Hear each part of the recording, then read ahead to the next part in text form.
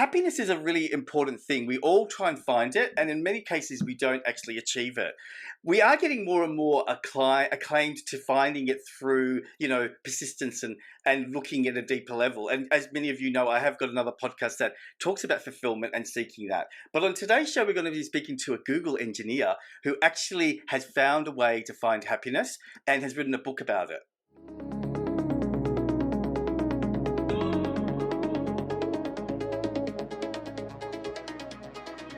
Hi, this is Joey Buzzertwill and welcome to the Secret Men's Business Podcast. On today's show, we're going to America and we're going to be speaking to a young guy who is really open to finding happiness, is very passionate about it, like I am. So let's introduce to the show Donovon Jenson. How are you? Doing excellent. Thanks for having me. I almost said Jenson Donovan again. Because is it because of Landon Donovan? No, it's because of Ray Donovan. I still love. Yeah. That was one of my favorite shows. So before we start, I just found out just before I pressed record that you work for Google. So tell everyone about your life or who you are, and then we'll go into your sort of your book and your fulfillment hunting, happiness searching philosophy. So tell us about you. Yeah, so I guess the best place to start is sort of in the psychology realm, right? Why am I talking about happiness? And that is something that I've been interested in forever, right? The software stuff is a little bit new. I'll get to that. But ever since I was a kid, I used to see people doing stuff and wonder, why are they doing this? Why is this person acting this way? And then as I got a little older, I went to college, I studied psychology. But towards the end of some of that college experience, I found myself in a really dark place without necessarily a really dark life, right? I found myself very depressed. I found myself feeling really anxious and just generally every day not feeling very good. So at that point, I started looking away from sort of the academic, like, okay, how does the mind work? What are some of the structure of some of these things? And towards a little bit more of sort of practical pieces of information, right? What can we actually do to be happier? Because I had, some of these mechanics from the degree, but not a whole lot I could use in my life. So I started reading a lot of books and trying a bunch of different exercises and journals and all that stuff. And we can get into that more later. But that's sort of the happiness piece. Yeah. And as I was doing that, I sort of had this other realization that I wanted to learn these things really well, build out some sort of system, but then really, really scale that up. And I had done some other work in some other mediums, like some writing and whatnot for other things, and had gotten some traction. But I realized the best way to really scale things up in this era is through software. So several years ago, 5 years ago now, I decided, okay, I'm going to drop all this stuff that I'm doing, in the psych realm and all these other things. And I'm going to go learn how to do software. I'll go to this boot camp. I'll figure out how to do it in a couple months. Bing, bang, boom, done, start a business, change everything. Found out after I went to this boot camp that writing software is very difficult and realized that I will need quite a few years to feel confident enough to really start at my own thing. Yeah, but how amazing are you, right? How amazing are you that you even considered doing that? I love that. Sorry to interrupt you, but you know what I mean? Like, I know that it's hard, but you just said, I'm going to go and learn it. And I think that's amazing. Well, it also goes back to something maybe we'll touch on later, but I think one of the key pieces of happiness is a sense of purpose, right? And I felt very strongly like I need to get this message out and I need to get it in a way that's scalable. Here's the pathway. I have to do it. Like I felt compelled to do it as something to drive meaning. And because it was from that position instead of, hey, I'm going to go try to get a fancy software job and make a lot of money, I was able to drive through a lot of these moments of like, my God, computers are hard. Yeah, I know, but I think you hit the nail on the head, which I know you're going to be on my other podcast, and we're going to talk about fulfillment, this is sort of like, I'm going to call this a hybrid crossover interview. It's, fulfillment has to be not about money. It has to be about purpose and about feeling your sense of why you're here. And, I only just discovered this for myself, like just recently. I always thought I knew it, but all of a sudden now I don't feel like I'm working. And so, in the past I felt like I was still working. So for you, can we just start talk about where are your influences coming from? Who are the people in your life that, gave you this ability to think about, dream about, and create things in your life? Yeah, so I think the best answer for that is my dad. And I got to see he's now fairly successful, owning several businesses. But when I was growing up, my parents were both very young when they had me, 18, 19. And so I got to see the entire process that he went to, and he worked a lot all the time. But I saw, and I don't see it anymore now. When he meets people now, they say like, "Oh, you're so lucky to have all this wealth and all this business and whatever." And also, um, he only just got that in the last several years as well. So anyway, I was able to see sort of the entire process instead of the end result. And I think a lot of people only see the end result of a lot of things, right? They Yes. see, oh, this person, like for me, I have this software job that is very prized by a lot of people, and they don't see all the hours that I spent studying. They just see, oh, I have the job. Yeah. So I think seeing And they that also, process. do you think they also think that it's easy? I think either they think that or that it's luck to a degree. And don't get me wrong, there is absolutely luck involved, but there's a lot more process. Yeah. And I don't think do you you really think it's go ahead. luck? I just think it's what I think you've described it really beautifully, and that is that you've worked really hard, but you don't think it's work. But what they see, right, is the end result. That's why I think we can compare that to social media. So people think, oh, look, that person's a social influencer, I'm going to do it. But that person that's a social influencer is doing a lot of work. Everyone that succeeds does a lot of work. So do you feel as well? I just want to curious to know about your dad. If your dad worked hard, do you think that he also accepted failure and was able to move through it? Yeah, absolutely. I think for him, he hit a certain point in his life where he realized he really wanted to be able to provide for his family well. And once he made that decision, that was it. I saw him, start a bunch of different businesses that did not work out. I saw him, buying candy machines and filling up the candy machines and making, and then realizing after a few months, like, I think I made $10. Like, I don't have time for this. I can't only make this amount of money. So Wow. I definitely saw him rip through a bunch of different businesses before finding Yeah. something that clicked. So how did that? I mean, was that all that you needed? Just watching him, or was there any element of him coaching you, guiding you? Did you get words from him about you, like, "Hey, Uh, son, look at life this way," or did you just watch? Because imitation is the strongest form of learning, but because your relationship with him was close and you were aware that he was doing it, did you? I'm just curious to know. Did you ask questions? oh, absolutely. And I definitely worked in that business, and I did a bunch of things. So he sells used books primarily. He does a bunch of other things now, but I spent a lot of time packing books. But definitely there were some conversations, but it was interesting because we're very different people in terms of the things that we're interested in. So all the time, when I was having trouble or not quite sure what I wanted to do or thinking about sort of this path, he would say, oh, well, come buy used stuff and resell it. And I had already done a lot of that work. I did not want to do that, and I was not interested in it.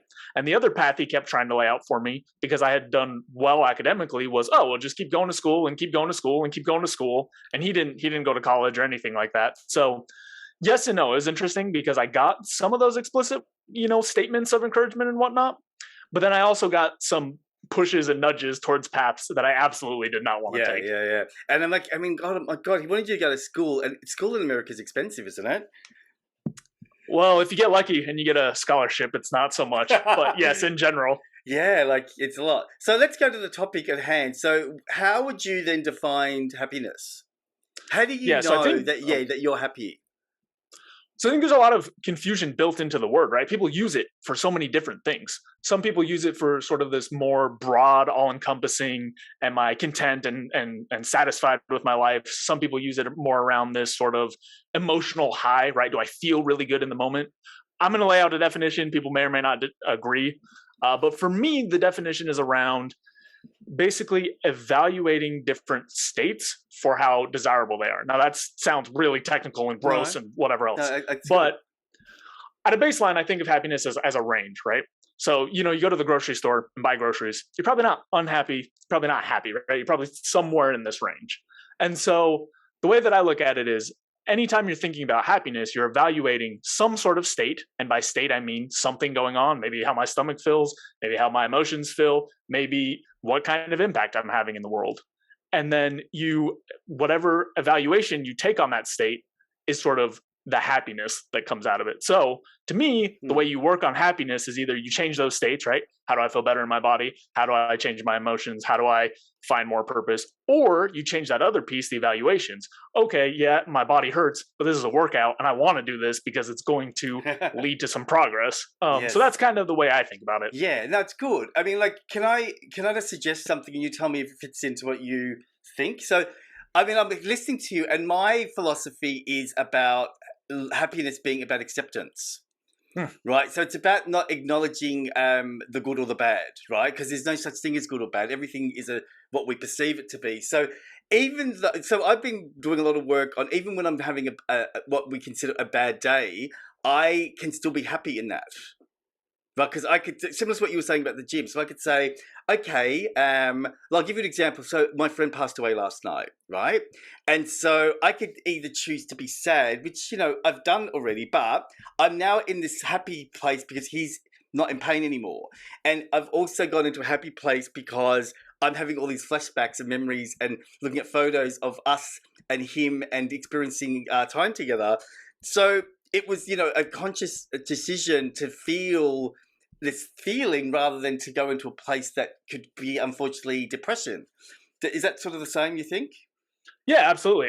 To me, you're acting very heavily on that evaluation piece, right? It's what experience or what piece of experience or memory or whatever you want to call it that you're choosing to evaluate. Yes. I break down the evaluation piece into frame and focus in my book and whatnot.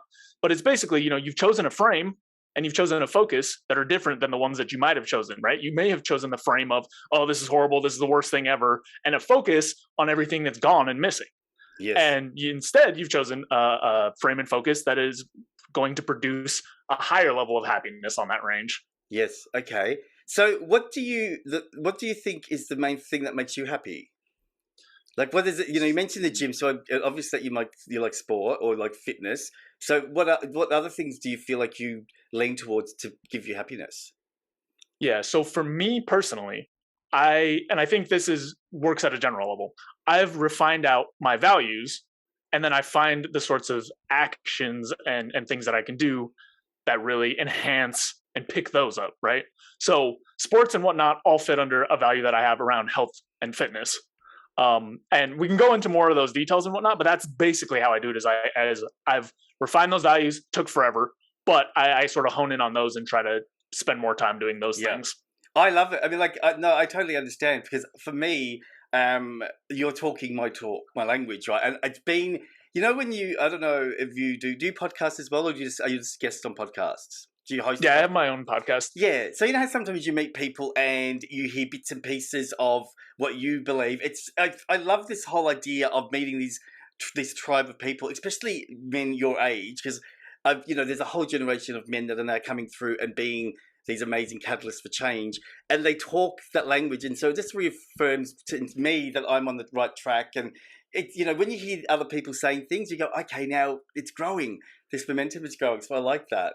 Um, so why do you think happiness is so elusive? Why do you think people prefer, especially in Western culture? Because I always look at images of third world countries and all that, and they're always smiling, right? There's this, I don't know if they're happy, but they're just maybe connected to accepting. Why do you think there's this elusive thing to find it? Why do people prefer drama? So there are a couple things, and I will start with probably the most salient in my mind, which is people like to treat happiness as some sort of goal or something to achieve as opposed to part of the process. And let me draw out a comparison that might make it help a little bit. If you were to say, when are you ever going to find anger, right? It doesn't make as much sense. And again, that's just using the definition, sort of the emotional definition. But it's basically this idea that you get to a certain point and you've achieved happiness and you're there and it's done. And that's not realistic to the way that happiness sort of comes into our life. Now, Mm, there are other things I think that happen, right? So, another big problem is people having sort of a moderate level of pain, right? It's not enough that they want to change, but they know that things could be better, or not being willing to do sort of some of the work up front. Like, for example, for me to get into the space where I was ready to switch into software and learn to do that after I already went to college and I already did everything, I had to recognize in my mind, okay, in the short term, this is going to be a lot of work. This is not going to be super pleasurable. Now I could tie it into the purpose stuff to derive more happiness and whatnot, and that helps a lot. But in the short term, it's not going to be very fun. But in the long term, it is going to push me towards a better life, right? The jobs in that field compared to what I was doing were much better, as well as what I really want to accomplish. So those are two of the things that I think really make a big difference. And there are a number of other kind of traps people get into, but those two alone could make wonders. Yeah. I mean, like, do you think that you're unique, or are you noticing people your age are doing similar things as you? I don't think I'm unique. Come on, I say it, do say it. think You're you unique. have Say it. Yeah, go on. I'm special, but no. I think there are a number of people who have found sort of the same pathways, and I do actually think I'm unique in the very specific flavor that I bring. But these higher level ideas, I don't necessarily. I don't know how different it is by age or whatnot. It's just interesting. You meet people, and some people sort of have discovered this path or forcefully dug it up, like I did, and other people, regardless of age, have not really found it. Like, there was a very big realization to me in the last, I don't know, 5 or 10 years to recognize that some people carry around sort of childish things with them forever. You don't grow out of it just because you grow out of it. You have to spend the time doing the work, or consciously wanting to change, or seeing what's causing pain, and make an effort to change those things. And it was a really big revelation that you don't just grow out of it at some point. How? I mean, like, do you mind if I ask how old you are? I'm 29. Yeah, I mean, you do look you look younger, but it is. I mean, you're under 30. Again, the thing that I'm noticing, because I have interviewed a lot of people, and when I meet people your age, it's there's a total awareness of a change of mindset. Like, there are probably the majority of people your age group are probably lost, or they're trying to find their way, or they're either settling down and they've already become bogged down with that. So when I say that you're unique, I just mean that I believe that you're part of probably the first wave, right? Because I do think the world's going through a big change, and there's the first wave and the second wave of people that are doing this work. And then what happens is that then that becomes influential for the third, fourth, fifth waves, right? Because your friends are probably going to go, wow, look how, he's worked really hard. I can't do that. But then they see the results and they go, oh, wow. And so it becomes manageable because you've been an example for people. Why do you think? What's the biggest distractions for your age group, or even for people in general? Like, I know that let's eliminate social media, because we know that's everyone, right? So, what other things do you think causes people to be distracted from the hard work that you put in? And I get that's really admirable to do that. I think people need to know that. I think a lot of people get mixed up on chasing happiness as the feeling. Right. And it's this idea that, I should feel good all the time. And that leads people into some really bad traps. That's how you get into things like alcoholism, or just trying to chase partners that short-term partners, or just trying to do these other things that don't actually produce happiness consistently in the long term. Right. So is that like sort of saying, like the number one job at the moment is, like, for younger people, is I want to be famous.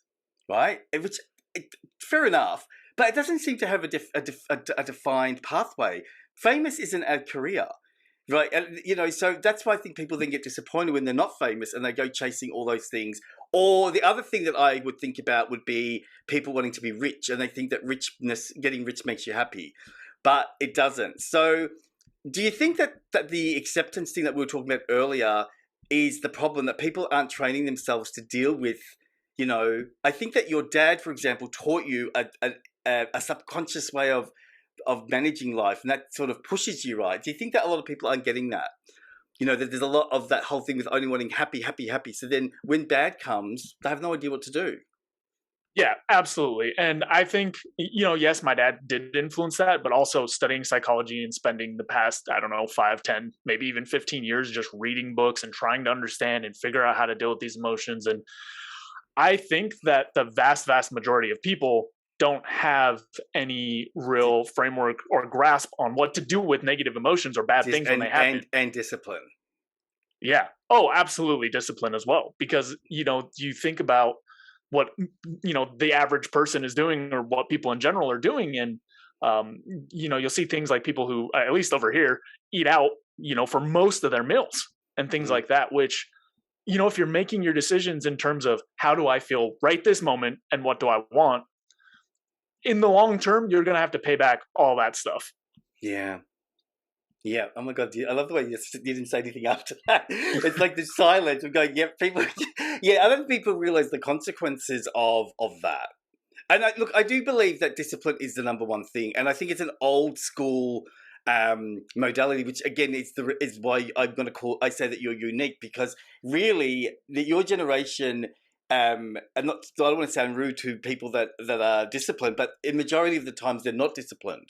They sort of want the freedom, right? And so, I know, because I've done a lot of research on this, it only takes 19 days. Like, especially on New Year's Day, like everyone has the intention of, I'm going to do this, I'm going to do that. 19 days later, 90% of those people they've dropped off, right? So it takes a focus to do that. And I think it really is about knowing yourself, isn't it? Because for you, if you've done so much college, you must have given up so much. Do you feel like, did you have a life besides reading books and doing work? Yeah, I definitely did. At the risk of sounding, I don't know, a little too full of myself, I didn't find my psych degree that difficult, to be honest. And I think it's because it's something I was inherently interested in and had already done a lot of research by the time I got there, because I was just interested in how the mind works and whatnot. But to your point, this idea around actually having work and discipline and focus and sort of getting some stuff done. Mm, I think there's two pieces. I think one piece is, people look at sort of discipline as like, well, you either do it or you don't.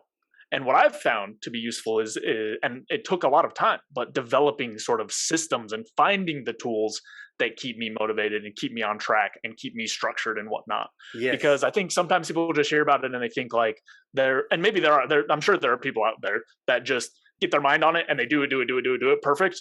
Not me. I have like a spreadsheet and a checklist and a Yeah. calendar and friends that'll yell at me and all sorts of accountability and structure built in. Yeah. And this actually is something that I talk about in the book, and it's that to sort of optimize your happiness, you have to have these systems in place to be disciplined. Because if you're Yes. not, you run into all these problems we were talking about before. Yeah. So I'm probably one of those people that does all that stuff later, right? Again, I want to ask you what I want to compare what I do, because I think that you probably do this too without maybe verbalizing it. So I believe that all of that happens when and only when you have a solid why. So Mm-hmm. when you have the why, so for you, you said, I was interested, I went to psychology in college. I was easy because I was interested. It wasn't because it was easy, it was because it was part of who you are. Like, I think that when you have a why, like, for you, that a statement about, it might be a bit short term, it might be a bit hard, but I'm going to benefit from the long term. That's a why, right? So that every day that you probably wanted to do something else, without even you knowing, that drove you to sit down and do the work and get it done. And I don't think a lot of people have a why. They don't know where they're going. So that's why then there's no structure, because if you don't know where you're going, it would be confusing.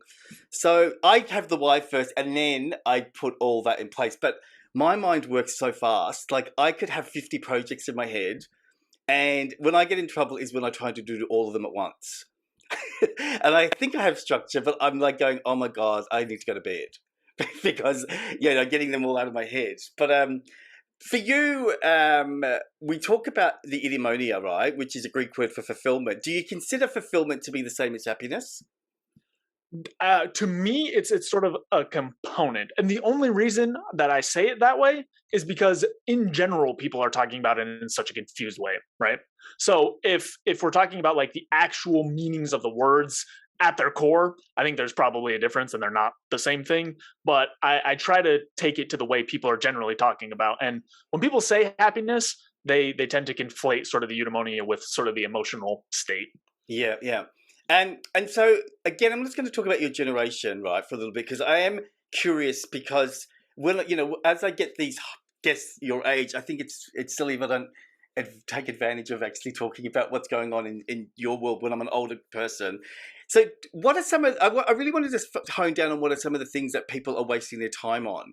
So again, we're not here to judge anyone, but I'm just, again, curious, is there an element, let's focus on men because this is a men's podcast. So do you think that a lot of men that are in their 20s focus on getting laid and taking drugs and partying and music, and they think, right, what you were saying before, I do think that there's a fantasy that it's all going to come. Oh, it'll come. I'll find my path, my purpose. But do you think that there is a risk that they lose an opportunity or they lose track of what they really want because they're distracted with these social things that they want to fit in with? They want to be liked by everyone. They want to feel like they're part of something, which is the sex and the drugs and the partying.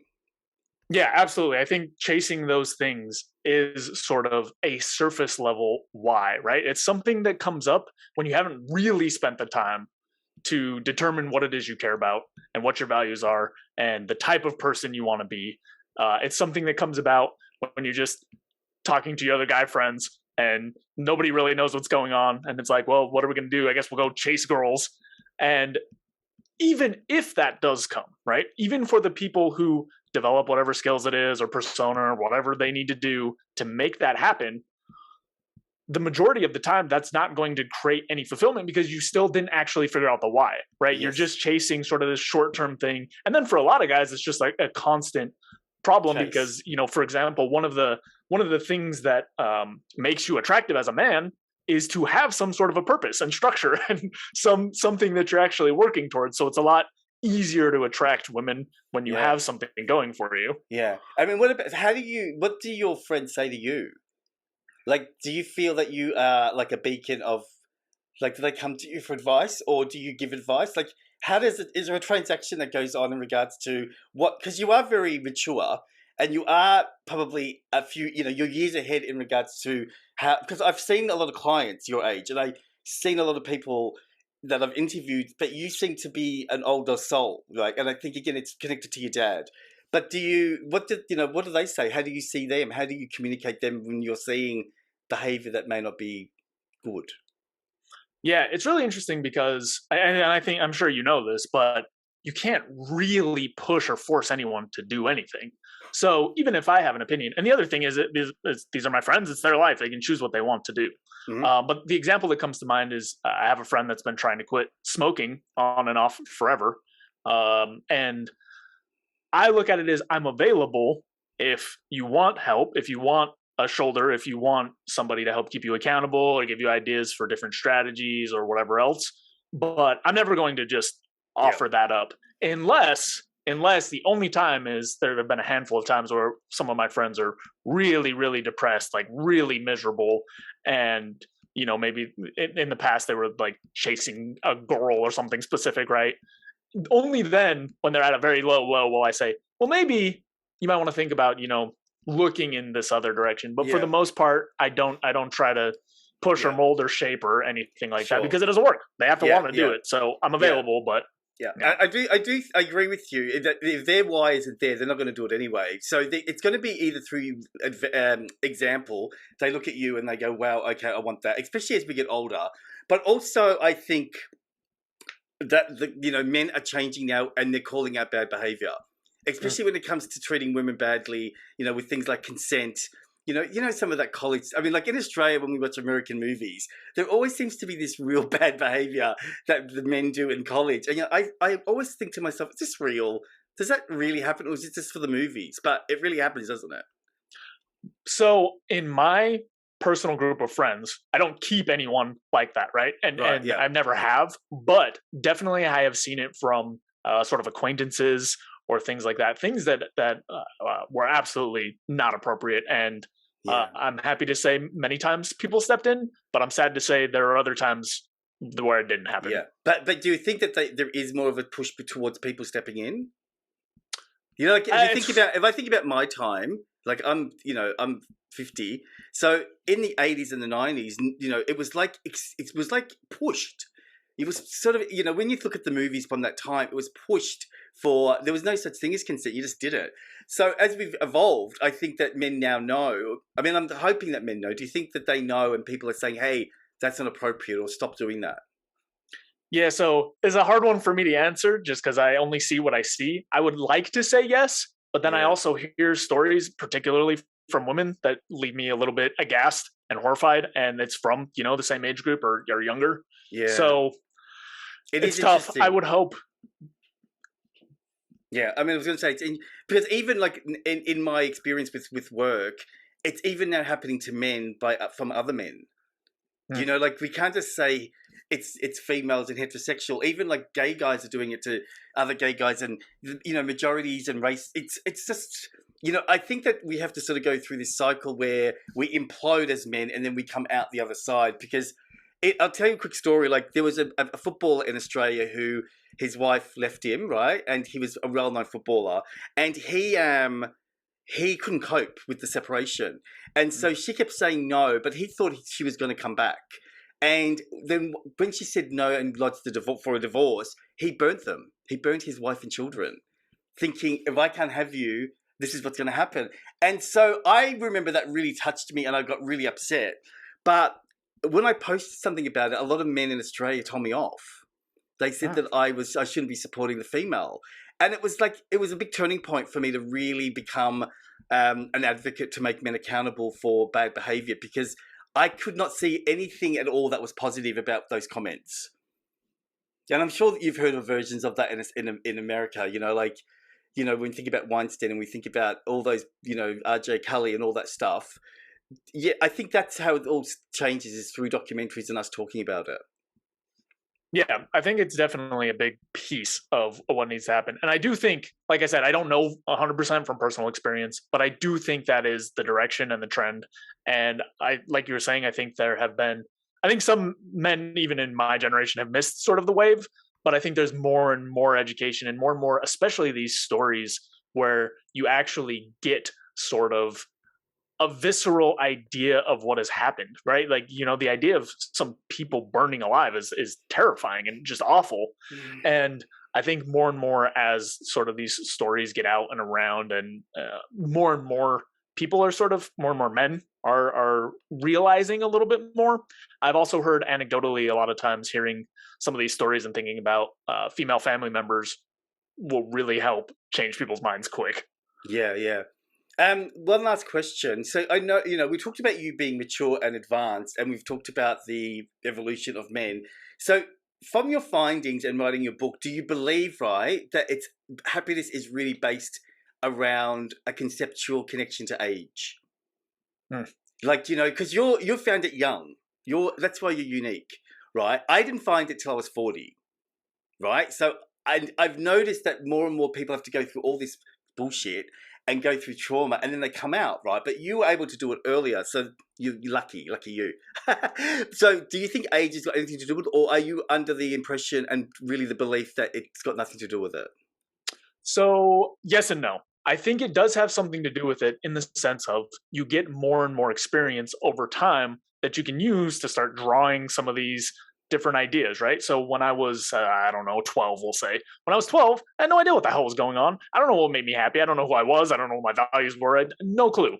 And if you had tried to get me to do that at 12, there's a slim chance that, some of those ideas might have stuck, but probably not, right? I probably would have. I think at that age, I wanted to be uh I can't even remember something really, really Yeah. far off from what I'm doing See, now. I'm going to challenge you though. I'm going to challenge you Yeah. because if you were watching and working with your dad, I don't think you realized that your values were being created in that because our values are created at a very young age, right? And so you had a very good influence. You had a good relationship with your dad, and you had this sort of this work ethic that you were mimicking by being helping, and so your values were there, right? A lot of people don't have that. A lot of young kids don't have that. So I don't know. I don't know if you agree or not, but I just think that you, again, I think that you had the ability to do it younger because of that experience. Well, I guess what I was trying to say is in retrospect, it's very easy to pull that out, right? But Yeah. if you talked to 12-year-old me and told me, hey, figure out your values, right? I don't know that there's a good chance that anything coherent would have came Sure, out of it. sure, sure. And so the overall point is basically that I think as you age, you have more opportunities to sort of play around with different things and figure out what makes you happy or unhappy, or kind of try different paths, right? There's times for many people who have walked one path a long time and said like, oh, this works, then switched completely and go, oh my God, this is 1,000 times better. What in the world? And when you're, 18, you may not have had enough time to really try that many things. Yeah. But there's another piece. The no part of it is, I have also seen people carry misery with them, self-imposed misery, for decades and decades and decades. And they don't do any sort of work around it. They don't make any changes. They don't dig any deeper. They don't do any work about it. So aging by itself isn't going to help you become happier. Yeah. But it does give you the time to sort of, I look at it as like a set of skills. It gives you time to sort of develop a lot of these skills. Yeah. I mean, like my father is one of those people that's always negative. Like, so, my dad was opposite to your dad. So that was actually, it's interesting how we both got similar pushes from our dad. So yours was by example. Mine was by, I'm not going to be like you. You know what I mean? It was still the same sort of drive. The thing is I really do feel that what I've noticed in my life is it's been about crisis. So as people get older and they ignore the signs, as we get older, that those build up, and then we have a crisis, a divorce, illness or something, and then that could be a reason for changing. And also, I think it's the ticking clock. We've talked about, we know about the 40-year-old thing. I know it's sort of being pushed a little bit to 50 now, but people do have a crisis. Oh my God, I'm 40. I haven't got a family. Oh my God, I don't have a house. And so then that could be a push, or it could do exactly what you've said. It could drive people to just be complacent and be angry with the world. So Donovan, thank you so much for being on the show. And, I'm going to put all the information about your book. How can people get your book? Is it on Amazon? Yep. So I'm going to put the link there. I'm going to put all the critiques stuff about you so they can contact you. And yeah, thank you. And I look forward to interviewing on the other show. Yeah, thank you so much. So you've been listening to the Secret Means Business podcast. So this podcast will be out on Monday at 9 a.m. So don't forget to hit like and subscribe so you get updated on the new releases. Now don't forget as well, Thursday is Retro Podcast Day. So we're going to go through our back catalogue and play some of the older interviews, and you can see how bad I was as an interviewer. But more importantly, we're getting to the end of the year. So remember, we're going to have a break soon, and we'll be back in 2022 to do season 3. So have a great week, guys, and we'll see you next week. Bye.